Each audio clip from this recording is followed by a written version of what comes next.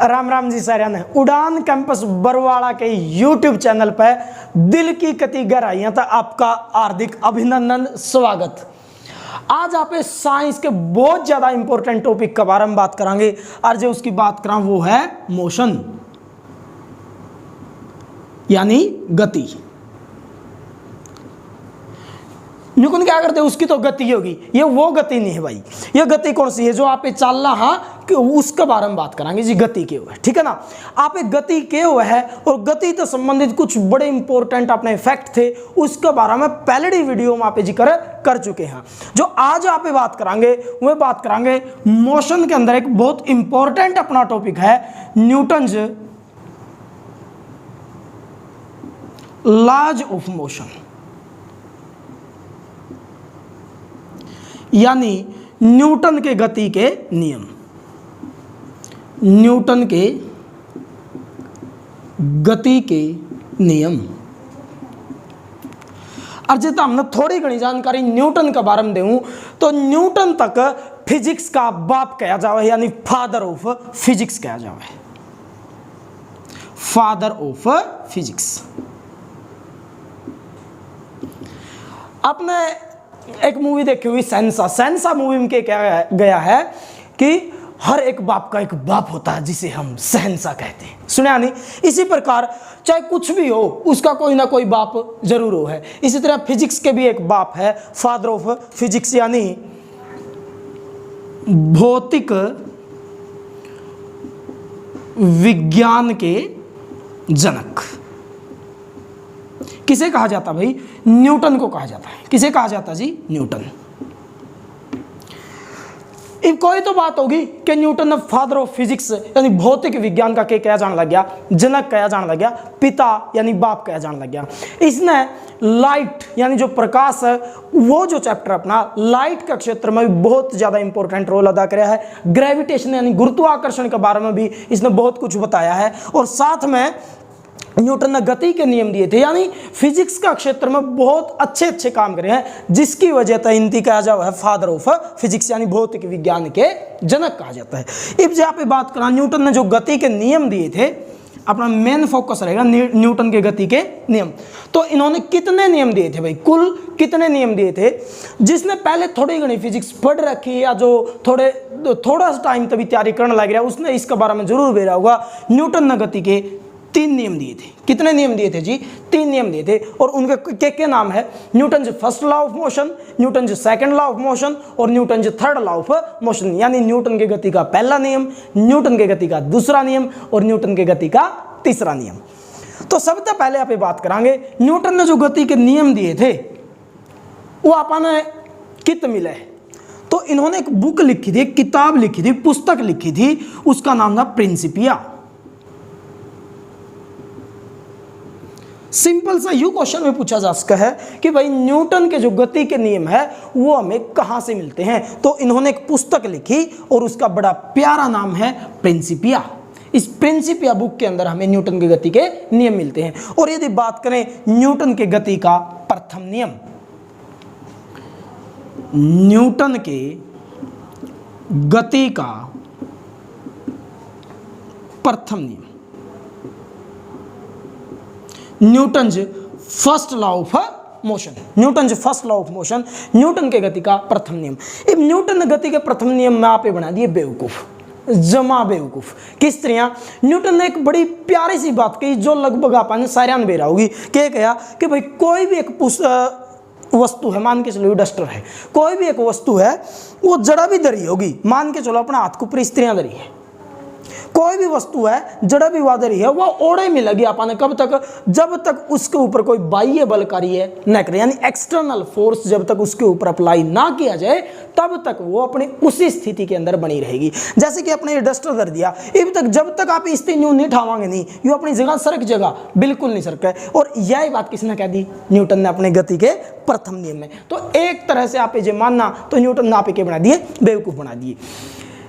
ये जो न्यूटन ने गति का प्रथम नियम दिया था इसमें कहा गया कि जो कोई वस्तु मोशन में है या फिर रेस्ट में है तो अपनी उसी पोजीशन में बनी रहेगी। कब तक? जब तक उसके ऊपर एक्सटर्नल फोर्स यानी बाह्य बल उसके ऊपर कार्य न करे, जब तक उसके ऊपर बाह्य बल कार्य न करे। अब और एक बड़ा इंपॉर्टेंट अपना नाम आओ बाह्य बल। बल यदि उर शब्द आ गया तो आपने बता दूं उर्त एक बड़ा इंपॉर्टेंट क्वेश्चन यो भी कई बार पूछा गया है कि भाई जो बल है उसकी परिभाषा हमें कहां से मिलती है। तो न्यूटन के गति के प्रथम नियम से हमें बल की परिभाषा मिलती है। कहां से मिलती जी? न्यूटन के गति के प्रथम नियम से हमें बल की परिभाषा मिलती है।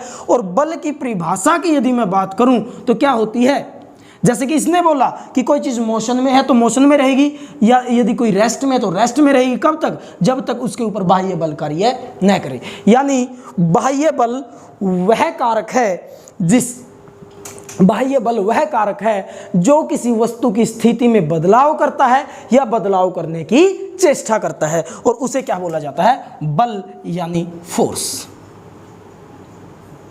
क्या बोला जाता है जी? बल यानी फोर्स उसे कहा जाता है। न्यूटन के जो गति का प्रथम नियम है इसे गैलीलियो का नियम भी बोलते हैं। क्या बोलते हैं जी?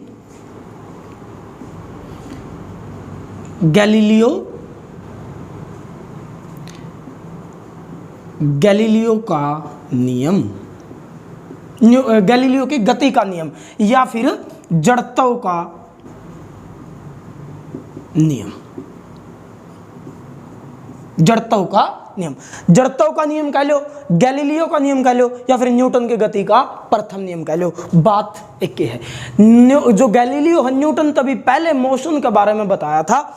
इसने क्या बताया था कि भाई कोई भी वस्तु है यदि आप उसकी स्थिति चाहे वो मोशन में है यानी गति में है या विरामावस्था में है, जब आप उसकी स्थिति में बदलाव करने की कोशिश करेंगे तो उसका क्या करेगी? विरोध करेगी। और इसे तक जो विरोध वर्ड आया ना, इसे मैं क्या कह रहा? जड़त्व का नियम या फिर गैलीलियो का नियम। ये गैलीलियो ने अपना नियम दिया था। इसकी डेफिनेशन में थोड़ा बहुत बदलाव कर दिया और वो लिख दिया न्यूटन ने अपने गति का प्रथम नियम। अब बात करेंगे कि जड़त्व का नियम यानी law of inertia. Law of inertia, जड़त्व का नियम। ये जड़त्व का नियम क्या भाई? जड़त्व के नियम में से मैंने जो बात आपको थोड़ी देर पहले बताई वो है कि यदि किसी भी वस्तु की स्थिति में बदलाव करने की कोशिश की जाए तो वो उस बदलाव का विरोध करती है और उसे बोलते हैं लॉ ऑफ इनर्शिया यानी जड़त्व का नियम। अब जड़त्व कितने तरह का होता है? बड़ा इंपॉर्टेंट है जी। यदि आप जड़त्व की बात करें तो जड़त्व 3 तरह का होता है। कितने तरह का होता है जी? 3 तरह का होता है। जड़त्व 3 तरह का होता है। और कौन कौन सा होता है? सबसे पहले हम बात करेंगे जो इनर्शिया अपना होता है यानी जड़त्व 3 तरह का होता है जी। कौन कौन सा? पहला है इनर्शिया ऑफ रेस्ट, दूसरा है इनर्शिया ऑफ मोशन, और जो अपना तीसरा है वो इनर्शिया ऑफ डायरेक्शन। यानी विरामावस्था का जड़त्व, गति का जड़त्व और दिशा का जड़त्व। कई जगह पर आप सिर्फ 2 ही पढ़ा हा, रेस्ट, इनर्शिया ऑफ रेस्ट यानी विरामावस्था का जड़त्व और इनर्शिया ऑफ मोशन यानी गति का जो जड़त्व है, इन दोनों के बारे में पढ़ा। तीसरा कई जगह पर अपन मिलता है, लेकिन आप जो बात करेंगे वो तीनों के बारे में बात करेंगे। सबसे पहले बात करें इनर्शिया ऑफ रेस्ट यानी जड़त्व का जो विरामावस्था का जो जड़त्व है वो क्या है। यदि बात करें आप बस या फिर अपनी कार में थोड़ी फीलिंग लो, आप अपनी पर्सनल कार में बैठे हैं, एकदम अपना ड्राइवर अपनी गाड़ी चलाने लग रही, फीलिंग लो अपना ड्राइवर अपनी गाड़ी चलावा है। और जो ड्राइवर एकदम गाड़ी मान कर चलो रुक रही है और एकदम तो ड्राइवर गाड़ी चला दे तो आप एकदम की तरफ जाओगे, पाछान सीट का जाके लगाएंगे, तो वो क्या है? Inertia of rest. ये क्या कारण था? क्योंकि अपना जो बॉडी का जो पार्ट था, जो सीट से चिपका हुआ, जो गाड़ी से चिपका हुआ है, वो किस में आ जाएगा? गाड़ी के साथ एकदम मोशन में। लेकिन जो अपना ऊपर पार्ट है, बॉडी का जो अपर पार्ट है, वो क्या हो जाएगा? विरामावस्था में रहने की कोशिश करेगा, जिसकी वजह से वो पीछे की तरफ जाएगा और गाड़ी आगे की तरफ जाएगी। इसीलिए हम पीछे की तरफ झुक जाते हैं जब गाड़ी या फिर बस एकदम अचानक से चलती है, और इसे ही क्या बोल दिया गया? Inertia of rest. दूसरा, आपने जरूर किया होगा यू काम, इब जैमना का टाइम था, जैमन लगी थी, खूब लगी थी। तो जैमन जिस टाइम पर लगी थी, आपन जे पेड़ ते ला दिया तो जैमन क्या होगी? मान के चलो यू अपना कोई पेड़ है जैमन का, जे आप कोई डाली पकड़ देगी, एक या मान लो इसकी या डाली है, इसने पकड़े या लावांगे तो जैमन क्या होगी? नीचे पड़ जाएंगी। ये नीचे क्यों पड़ी? क्योंकि जो जामुन का पेड़ है वो किस में है? रेस्ट में। और जामुन का पेड़ का गल्ला जो जामुन लग रही है वो भी किस में है? रेस्ट में। लेकिन आप एकदम उससे हिला देंगे, लेकिन जो जामुन है वो किस में बने रहने की कोशिश करेंगी? रेस्ट में। डाली उससे आगे निकल जाएगी और जामुन के है पीछे रह जाएगी, इसलिए जामुन उससे टूट के नीचे गिर जावा है। ये किसके ऊपर डिपेंड करता है? इनर्शिया ऑफ रेस्ट, यानी विरामावस्था का जड़त्व। उम्मीद करूंगा यह बात जरूर समझ में आई होगी। दूसरी बात करांगे इनर्शिया ऑफ मोशन, यानी गति का जड़त्व। सेम वही बात, फीलिंग लेनी है। अपनी पर्सनल गाड़ी है, ड्राइवर गाड़ी चलाना लग रहा है, जब बाई चांस आगे किमें साधन आ जाए एकदम, तो ड्राइवर क्या करेगा? ब्रेक मारेगा। क्या करेगा? ब्रेक। और जिस टाइम पर ब्रेक मारेगा आप एकदम आगे जाओगे। क्यों? क्योंकि जिस टाइम पर ड्राइवर ने ब्रेक मारे उस टाइम पर अपना जो बॉडी पार्ट जो गाड़ी से चिपका हुआ था वो कहाँ पे जाएगा? आगे। वो एकदम गाड़ी के साथ किस में आ जाएगा? रेस्ट में आ जाएगा। लेकिन अपना जो ऊपर का जो बॉडी पार्ट था वो किस में आ जाएगा? एकदम मोशन में बने रहने की कोशिश करेगा, इसलिए हम आगे की तरफ झुक जाते हैं। समझ गए? कोई दिक्कत इसमें नहीं होगी। दूसरा, कई बार मैंने नोट कराया, खूब नोट कराया, बस मत उतर दौड़ी। कई बूढ़ी उम्र के आदमी हो है या बड़ी उम्र के आदमी कह लो, या फिर ज्यादातर छोरी भी ये काम करे है, जिस डायरेक्शन में मान के चलो बस मत उतरा, जिस टाइम पर बस मत उतरा जावा, आप क्या करांगे? बस का गला गला उसे दिशा में उतरांगे। आप पैदल पैदल गला चलांगे जिस जगह पर बस चलन लग रही है। लेकिन दिक्कत क्या होगी? जो एकदम तो उतर जो रेस्ट में एकदम आ जाए तो उसकी बॉडी बस का गला किस में थी? मोशन में थी। लेकिन जिस टाइम पर उतरा उसने अपनी बॉडी एकदम किस में ले आया? मोशन, रेस्ट में ले आया। किस में ले आया? रेस्ट में। रेस्ट में एकदम तो अपनी बॉडी को नहीं आवा, वो किस में बने रहने की कोशिश करेगी? मोशन में, जिसकी वजह से आगे जाके मुंह लगेगा। कदे भी वो काम नहीं करना चाहिए। जिस डायरेक्शन में बस चालन लग रही है उसमें गला गला आप 4-5 डिंग आगे चलाना चाहिए, ताकि आप चोट लागण तक बच सका। उम्मीद करूंगा यह भी अपना समझ में आ गई होगी कि भाई जो मोशन में है तो मोशन में बने रहने की कोशिश करेगी। ये बात करांगे इनर्शिया ऑफ डायरेक्शन, यानी दिशा का जड़त्व। दिशा का जड़त्व, दिशा का जड़त्व। इसमें क्या होगा? मान के चलो कोई इस तरह सर्कुलर पाथ है, इसके ऊपर अपनी बस चलेगी, और तो बस यूं जाओगी, पूरा कोई न कोई बैठा है। अब जिस टाइम पे यह बस मोड़ लेगी तो ये जो आदमी है ये इसी दिशा में बने रहने की कोशिश करेगा, इसी दिशा में बने रहने की कोशिश करेगा, तो बाहर की तरफ झुक जाएगा।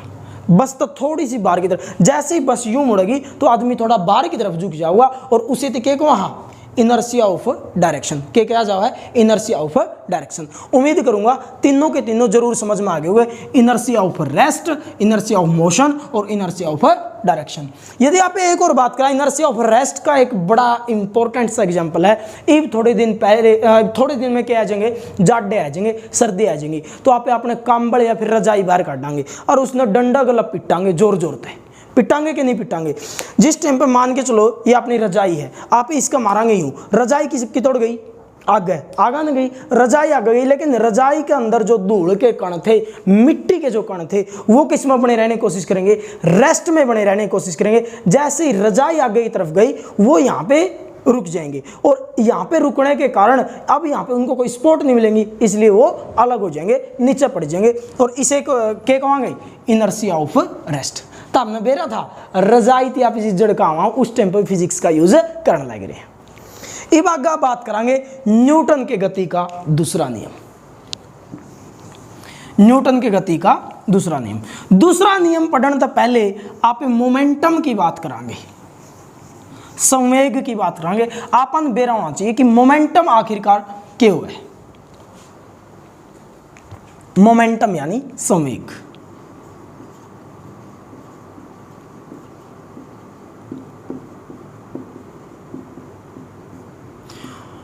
मोमेंटम यानी संवेग के बारे में जो आप बात करा तो मोमेंटम हमेशा गतिशील वस्तु का होता है। किसका? गतिशील, यानी जो भी वस्तु मोशन में होती है उसका होता है क्या? मोमेंटम।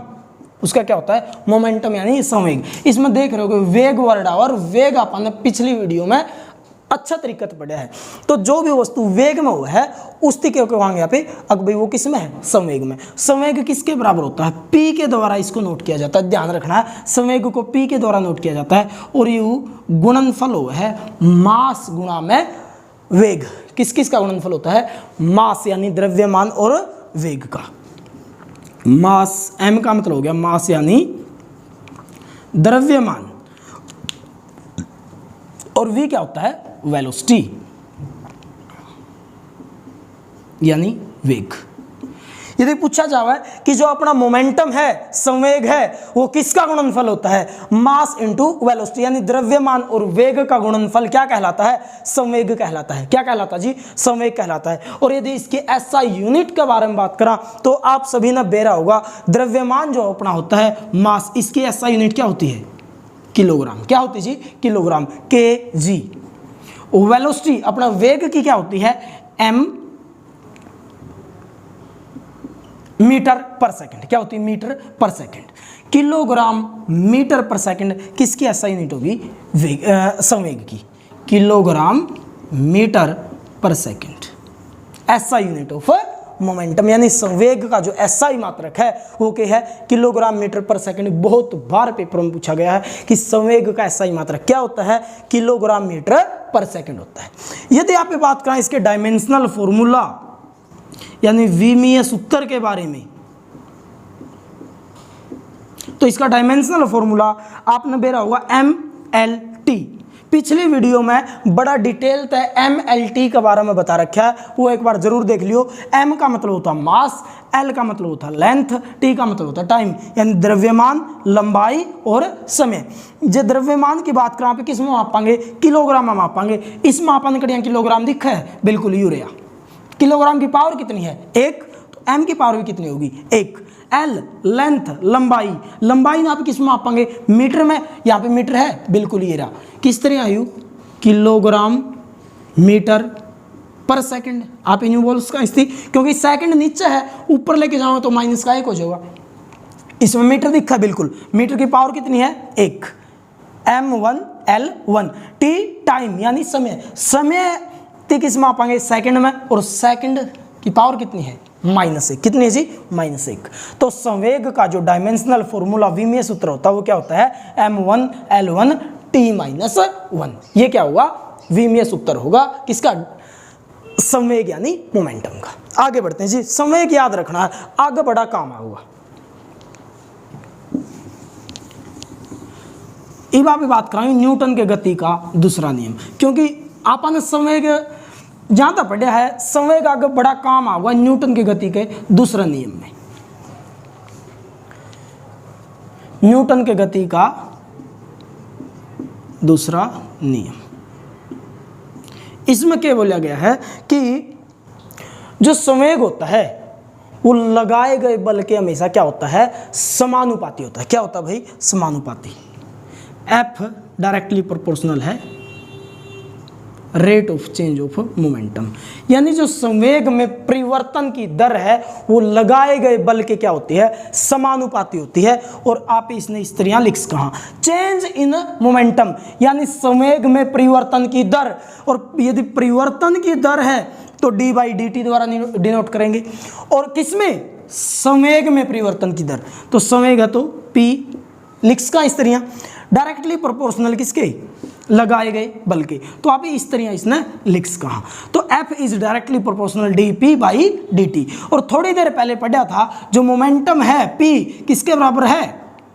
mv के किसके बराबर है, mv के। तो आप इसने लिख कहा f is directly proportional d by dt और mv, p की जगह पर रख कहा mv, और जब आप इसने आगे लेके जावा तो f directly proportional d by dt, मास यानी m, मास यानी द्रव्यमान, किसी भी वस्तु के द्रव्यमान में कोई बदलाव नहीं होगा, तो द्रव्यमान में बदलाव नहीं होगा तो m आप बाहर निकाल सका और यू क्या बच गया v, m dv by dt। जैसे लिखा f डायरेक्टली प्रोपोर्शनल की जगह पर सीधा इक्वल टू का निशान लगा सका, और m dv बाई dt क्यों है, acceleration, change in velocity, rate of change of velocity, यानी वेग में परिवर्तन की दर क्या कहलाती है, त्वरण कहलाती है, एक्सेलरेशन कहलाती है। और एक जो है यू कांस्टेंट डायरेक्टली प्रोपोर्शनल के निशान की जगह पे इक्वल टू का निशान लगाया है, इसलिए यहाँ पे एक जरूर लिखांगे, इसमें एक लिखा जाएगा, हर जगह पर अलग अलग हो है, इसमें आपने कांस्टेंट के लिया है, एक लिया है, एक ना पे लिखा चना लिखा, तो क्या आ गया F बराबर ma, बहुत ज्यादा इंपॉर्टेंट है जी। F किसके बराबर आ गया, ma के बराबर हो गया, और तो अपन के मिल गया बल का परिमाण, यानी magnitude of force, magnitude of force पूछा जाएगा। जो मैग्नीट्यूड ऑफ फोर्स यानी बल का जो परिमाण है वो न्यूटन के कौन से नियम से मिलता है, तो न्यूटन के दूसरे नियम से मिलता है, बल का परिमाण। समझ में आ गया जी, उम्मीद करूंगा यह बात जरूर समझ में आई होगी। अब जे बात करा बल की, बल का एसआई मात्रक जरूर पूछा जाएगा, तो बल का एसआई मात्रक क्या होगा, उरत आप निकाल कहा, एफ अपना किसके बराबर है, एम ए के बराबर, किस मास ने किस में मापांगे, किलोग्राम में, एक्सेलरेशन यानी त्वरण ने किस में मापांगे, मीटर पर सेकंड स्क्वायर। बहुत ज्यादा इंपॉर्टेंट है भाई, त्वरण और बल दो तो ऐसी चीजें जो बहुत बार पेपर में पूछी गई है कि त्वरण का एसआई मात्रक क्या होता है, मीटर पर सेकंड स्क्वायर, और बल का क्या होता है, किलोग्राम मीटर पर सेकंड स्क्वायर। लेकिन चूंकि यह किसने दिया था, न्यूटन ने दिया था, इसलिए किलोग्राम मीटर पर सेकंड स्क्वायर को हम न्यूटन बोल देते हैं, और इसको हम किससे डिनोट करते हैं, एन से। तो पूछा जाए कि बल का एसआई मात्रक क्या होता है, तो बल का एसआई मात्रक होता है न्यूटन। क्या होता है जी, न्यूटन। और न्यूटन एक न्यूटन किसके बराबर होता है, एक किलोग्राम मीटर पर सेकंड स्क्वायर की। देख लो जी, किलोग्राम मीटर पर सेकंड स्क्वायर के बराबर होता है एक न्यूटन। समझ में आ गई, उम्मीद करूंगा यह बात जरूर समझ में आई होगी। डायमेंशनल फॉर्मूला की बात कराएं, किसका, बल का। यदि बल के डायमेंशनल फॉर्मूला की बात करा तो आप क्या चीज लेवाएंगे, एम एल टी, तीन चीज लेवाएंगे। एम यानी मास यानी द्रव्यमान, और द्रव्यमान यानी किलोग्राम।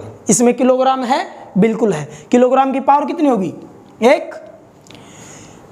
लेंथ लंबाई यानी मीटर, इसके अंदर मीटर है कितना है, एक। पावर कितनी है, एक। टी टाइम यानी समय, पावर कितनी है, -2। कितनी है, -2, क्योंकि आप इसने न्यू लिखांगे नहीं, किलोग्राम मीटर पर सेकंड स्क्वायर, जो पर स्क्वायर है, सेकंड स्क्वायर है वो नीचे है, ऊपर लेके जाओ तो पावर किस में हो जाएगी, माइनस में। तो सेकंड की क्या हो जाएगी, -2, और यहाँ पे क्या लिख सकते हैं, T-2। ये हो जाएगा बल का विमीय सूत्र। बल का विमीय सूत्र क्या होगा, M1L1 T-2। समझ में आ गया। अब बात करेंगे तो भाई ये ठीक है, आ गया। दूसरा नियम लागू कहाँ पे होता है, ये बड़ी इंपॉर्टेंट चीज है जी। आप क्रिकेट वगैरह तो जरूर खेलते हुए, जिस टाइम आप क्रिकेट खेलते टाइम कैच पकड़ा, कैच पकड़ दौड़ी आधा पे पीछे की तरफ लेके जाओ, पाछान लेके जाओगे, क्यों, क्योंकि और संवेग क्या हो जाएगा, कम। जैसे हम पीछे की ओर हाथ लेके जाओगे, संवेग क्या हो जाएगा, कम, और संवेग कम तो बल क्या हो जाएगा। देखो टाइम ज्यादा लगेगा, टाइम ज्यादा लगा तो एक्सेलरेशन क्या होगी, कम। एक्सेलरेशन कम होगी तो बल क्या होगा, कम। और यदि बल कम है तो हाथों में चोट क्या होगी, कम लगेगी। पहली बात होगी।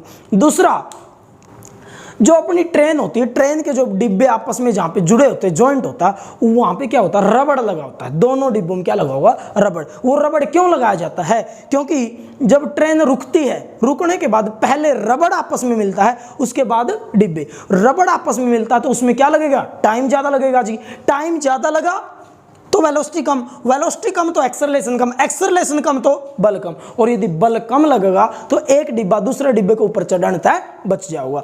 जो तीसरे की बात करांगे, अभी इसका तीसरा एग्जांपल क्या होगा।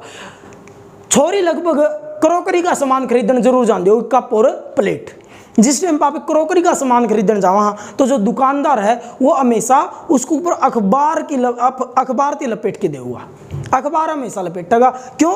सीधा पॉलीथीन के अंदर डाल के नहीं देगा। क्यों? क्योंकि अखबार जब लपेट दे और जो बाई चांस वो छूट जाए हाथ में तो पहले अखबार की पहली परत टकराओगी, फिर दूसरी, फिर तीसरी, और फिर जाके कप या फिर प्लेट धरती तक टकराओगा। इतनी देर में क्या हो जाएगा? टाइम ज़्यादा लग जाएगा। टाइम ज़्यादा तो एक्सेलरेशन कम तो बल कम, और यदि बल कम लगेगा तो अपनी कप या फिर जो प्लेट है वो टूटने तक बच जाओगी। उम्मीद करूंगा दूसरा नियम भी आपका जरूर समझ में आया होगा। एक बात करेंगे न्यूटन की गति का तीसरा नियम। न्यूटन की गति का तीसरा नियम, न्यूटन से third law of motion.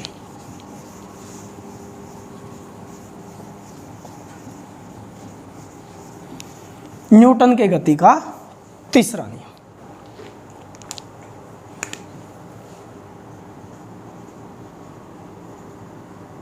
Newton ji third law of motion, यानी न्यूटन के गति का तीसरा नियम।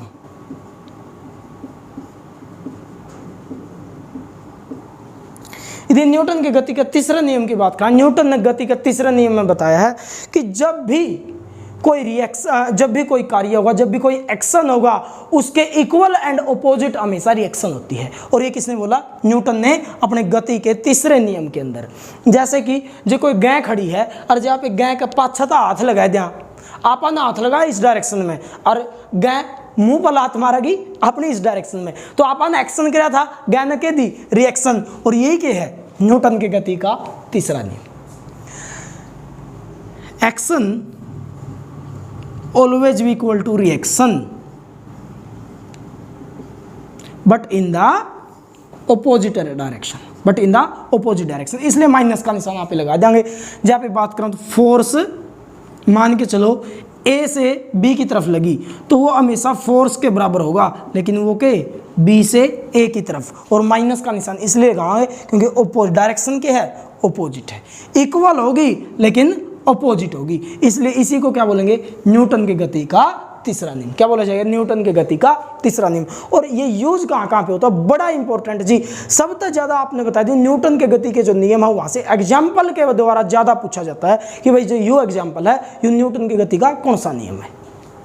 पहला नियम, पहला एग्जाम्पल, सॉरी पहले की यदि बात करें तैरना, स्विमिंग, या तो स्विमिंग मान लो, या फिर जो चप्पू होता है जो नाव को चलाता है, चप्पू जो नाव को ऐसे पानी पीछे की तरफ धकेलते हैं ना जिसके द्वारा, वो मान लो, या फिर तैरना, दोनों एक ही बात है। आप पानी के ऊपर जो फोर्स लगाओगे, बल लगाओगे, वो हमेशा कौन सी? इस डायरेक्शन में लगाया, और आप तरीके किस डायरेक्शन में जाओगे? आगे की तरफ, क्योंकि हमने एक्शन कहाँ पे किया? पीछे की तरफ, और रिएक्शन कहाँ पे हुई? आगे की तरफ, अपोजिट डायरेक्शन में। लेकिन जितना ज्यादा हम पानी को पीछे की तरफ धकेलेंगे उतना ही तेजी से हम आगे की तरफ बढ़ेंगे। समझ में आ गया जी? पहला हो गया तैरना। दूसरे की यदि बात करें तो रॉकेट का उड़ान भरना, launching of A rocket, launching of A rocket. कैसे? जिस तरह मान के चलो अपना ये कोई रॉकेट है, रॉकेट अपना आगे की तरफ जाएगा, यहाँ पे एक ये होता है फ्यूल, ईंधन यहाँ पे भरा जाता है। जो अपना फ्यूल भरा गया है, इसका जो चुकर्द है दीवार हो है, ये दीवार बड़ी सख्त होती है। ये जो फ्यूल है ये अपनी जब रिएक्शन दिखाएगा ये नीचे की तरफ आएगा। कहाँ पे? नीचे की तरफ। और जब ये नीचे की तरफ आएगा रॉकेट उठ के ऊपर की तरफ जाएगा, रॉकेट उठ के ऊपर की तरफ जाएगा, और इसे ही क्या बोल दिया जाता है? न्यूटन की गति का तीसरा नियम। क्या बोला जाएगा जी? न्यूटन की गति का तीसरा नियम। तीसरे यदि एग्जाम्पल की बात करें, बंदूक से गोली का चलना, बंदूक से गोली का चलना, यह भी किसके ऊपर निर्भर जी, न्यूटन के गति के तीसरे नियम पे। जब बात करा जिस टाइम पे गोली चलाओगे देख लियो बंदूक हमेशा पीछे की ओर चलता है, पीछे की ओर झटका लगेगा। पीछे की ओर झटका क्यों लगा है, क्योंकि गोली ना आगे की तरफ जाना, गोली ने एक्शन कहाँ पे किया, आगे की तरफ, और ये बंदूक कहाँ पे आएगा, पीछे की तरफ। और ये हो गया न्यूटन की गति के तीसरे नियम का एग्जाम्पल। पहला कौन सा है, तैरना, दूसरा लॉन्चिंग ऑफ रॉकेट, तीसरा बंदूक से गोली का चलना, और एक मैंने ये भी बताया था जो चप्पू होता है उससे हम पानी, नाव को जब हम आगे की तरफ बढ़ाते हैं तो वहां पे भी न्यूटन की गति का कौन सा नियम काम करता है, तीसरा नियम काम करता है। आज आपने न्यूटन की गति का पहला नियम, न्यूटन की गति का दूसरा नियम, न्यूटन की गति का तीसरा नियम, मोमेंटम और इनर्शिया यानी जड़ताओं के बारे में बात की है। इसी कड़ी में आगे हम एक और बेहतरीन वीडियो लेके आवांगे। उम्मीद करांगे आज आपने जो पढ़ा है, आज जो आपने पढ़ा वो आपका समझ में जरूर आया होगा। ये मिलांगे अगली वीडियो में, तब तक के लिए नमस्कार।